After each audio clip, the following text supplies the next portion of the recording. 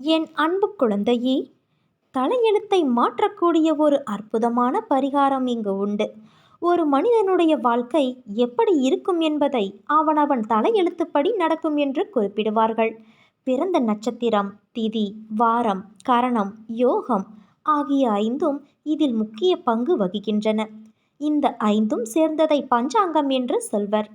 தலையெழுத்தை படைப்பு கடவுளான பிரம்மாவே தன் கையால் நம் தலையில் எழுதுவதாக ஐதீகம்.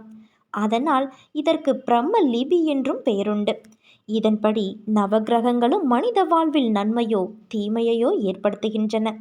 இறை பக்தியால் மட்டுமே பிரம்ம லிபியை மாற்ற முடியும். தலையெழுத்தை மாற்றும் பரிகாரம் என்ன என்றுதானே யோசிக்கிறாய்? நம் பக்திக்கு மிஞ்சிய பரிகாரம் இங்கு எதுவும் இல்லை. உன் இஷ்ட தெய்வத்தின் மீது நீ பக்தியை செலுத்து. அதுவே உன் தலையெழுத்தை மாற்றி அமைக்கும். நீ என்மேல் உன் பக்தியை செலுத்தினால் என்னுடைய உயிரையும் உனக்கு நான் கொடுப்பேன்.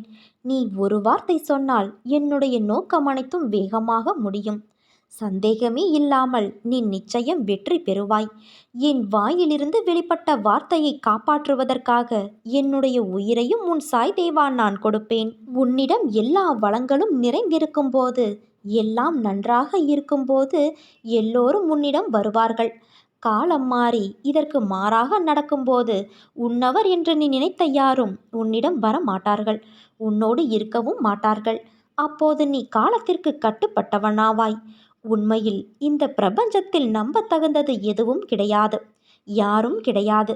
அப்படிப்பட்ட சங்கடமான நிலையில் நான் தனித்து உள்ளவன் என்ற பாவம் ஏற்பட்டு பயம் உன்னுள் தோன்றுகிறது. நீ உண்மை என்று நம்பியிருந்தது வெறும் மயக்கமே என்று உனக்கு தெரிய வரும். அப்போது புலம்புவதால் லாபம் என்ன? நான் சனாதனமானவன். என் பாதங்கள் மிகவும் புராதனமானவை. காலத்தோடு யுகங்கள் பல மாறினாலும் நான் இருப்பேன்.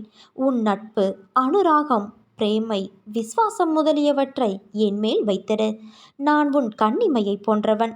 உன் முயற்சி இல்லாமலேயே நான் உன்னை காப்பாற்றுவேன். புற உலகை நம்பியிருக்கும் வரை துன்பம் இருந்து கொண்டுதான் இருக்கும். உன் வெளிமுக பார்வையை உதறி தள்ளு. உள்நோக்கிய பார்வையால் என்னை தரிசித்து வா. உனக்கு துணையாக நான் எப்போதும் இருப்பேன். என் வார்த்தைகள் மீது நம்பிக்கை வைத்து செயல்படு. உன்னை இங்கு இழுப்பதற்காக கடும் முயற்சி செய்தவன் நான்.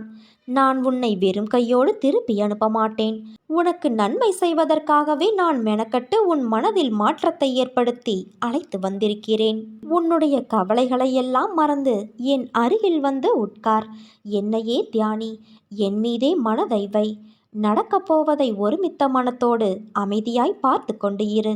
வானம் உன் மீது விழுந்தாலும் நீ கவலைப்படாதே. உன்னை காப்பாற்ற நான் இருக்கும்போது கவலை எதற்கு உனக்கு? நீ நம்பிக்கையோடு இருந்தால் நல்லதே நடக்கும்.